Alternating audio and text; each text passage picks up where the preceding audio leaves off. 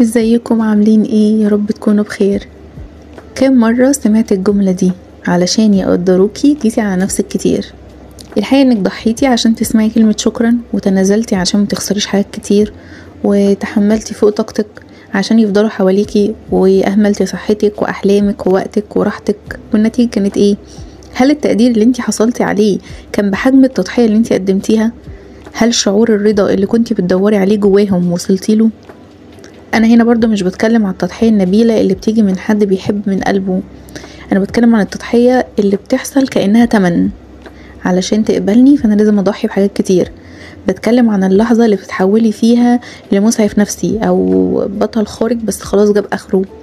قيمتك بقت مربوطة بمدى عطائك اللامحدود.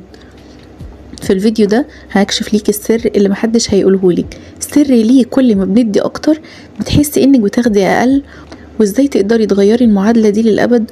ولو حسيتي انك فقدتي نفسك في رحلة البحث عن تقدير الناس، يبقى الفيديو ده بالظبط ليكي، وده اللي انتي محتاجاه دلوقتي. جهزي بقى كوباية القهوة بتاعتك وكملي معايا لغاية الآخر. الأول خلينا نبدأ، هو احنا ليه أصلا بنعمل كده؟ يعني ليه بنتفانى في العطاء لدرجة ان احنا بنيجي على نفسنا؟ أول حاجة ان في حاجات معتقدات احنا اتربينا عليها وهي كانت غلط، ان مثلا اللي بيضحي هو ده بس اللي بيتحب.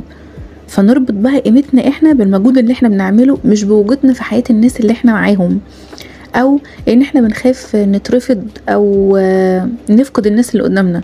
فبيبقى الخوف هو الحاجة الوحيدة اللي بتحركنا. بنخاف نقول لأ فاللي قدامنا يزعل او يغضب، بنخاف نحط حدود فاللي قدامنا يحس ان احنا مش فاني معاه فيبعد، بنخاف نرتاح شوية ان احنا يحسوا بقى ان احنا بنبخل بنفسنا عليهم، او ان احنا بنأكد قيمتنا في عيون الناس. يعني اي حد بيقولك شكرا بيديكي جرعة كده كأنها جرعة مؤقتة من السعادة. المشكلة دي ان السعادة اصلا هي مزيفة، زي مسكن كده للألم، مفعولها بيروح بنحتاج بعد شوية لجرعة تانية اكبر. والمشكلة هنا مش في التضحية نفسها، المشكلة هنا في دوافع التضحية.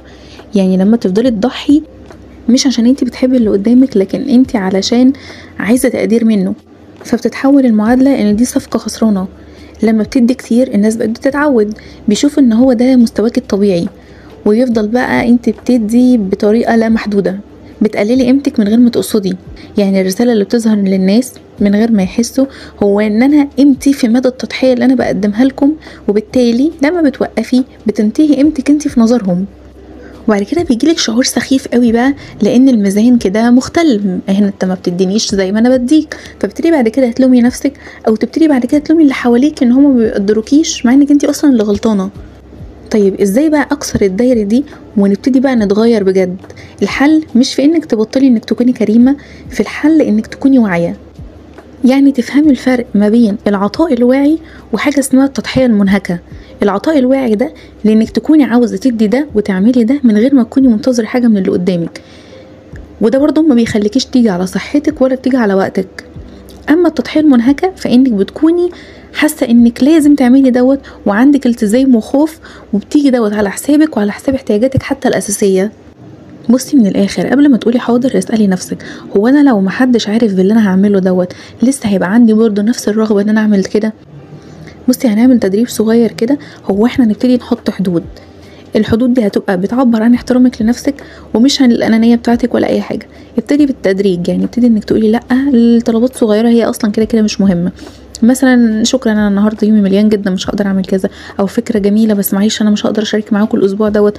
ما تبرريش كتير، لان التبرير دوت هو اللي بيزيد من ضعفك، وبيزيد ان اللي قدامك يشيل الحدود اللي ما بينك وما بينه.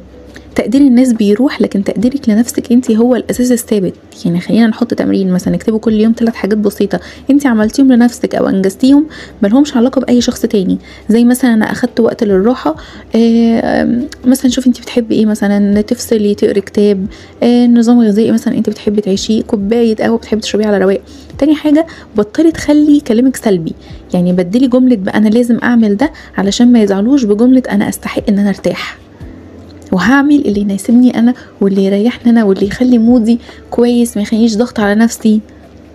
بعدها ركزي على الكفاءة مش في الخدمة. يعني الناس هتقدرك اكتر لما تكوني قوية وناجحة في مجالك، بدل من انك تكوني مجرد شخص هو بينفذ لهم احتياجاتهم.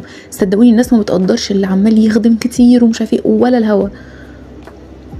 استثمري طاقتك ووقتك في ان انت تطوري مهاراتك واحلامك. يعني انت لو عندك وقت ما تدوريش بقى عشان اساعد فلانه واساعد فلان ومش عارفه ايه، لا، سرشي عن حاجات كتير انت مثلا ناقصاكي. انا مثلا عندي مشكله في حاجتين مثلا 3، عايزه اطور من نفسي منهم، اطور من نفسي.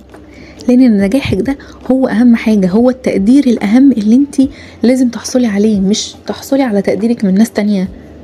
وفي نهاية الفيديو ده اتمنى تكون رسالتي وصلت لكم بوضوح، انك مش محتاجة للحرق الذاتي عشان تكوني ظاهرة وسط الناس، وتقديرك لنفسك هي الحاجة الوحيدة اللي ما بتفقدش قيمتها.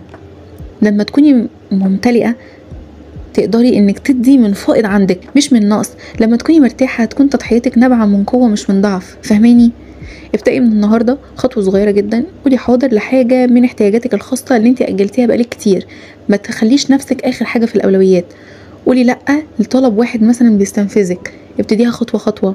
وخليكي فاكرة دايما انك جيتي على نفسك كتير، وجاي الوقت بقى علشان ترجعي لنفسك تاني. والقيمة الحقيقية ليكي مش في اللي بتعمليه علشان الناس، القيمة الحقيقية ليكي فيكي انتي وفي ذاتك انتي، في جوهرك وفي تأثيرك الصحي، الحاجة المتوازنة علشان حياتك وحياة اللي حواليكي. شاركوني في الكومنت ايه اول خطوة تاخديها عشان توقفي التضحية المنهكة دي وتبدأي في تقديرك لنفسك. رأيك وتجاربك هي مهمة لينا كلنا، وكلنا هنستفاد من بعض. ولو انت استفدتي من الفيديو ده ولو حتى بجزء بسيط جدا، ما تنسيش تعملي لايك وتشتركي في القناة وتدوسي على الجرس عشان نفضل مكملين مع بعض رحلة النمو والوعي الذاتي، لانك تستحقي كل التقدير من نفسك اولا. واشتركي في القناة عشان تشوفي كل فيديو جديد احنا بننزله. باي باي.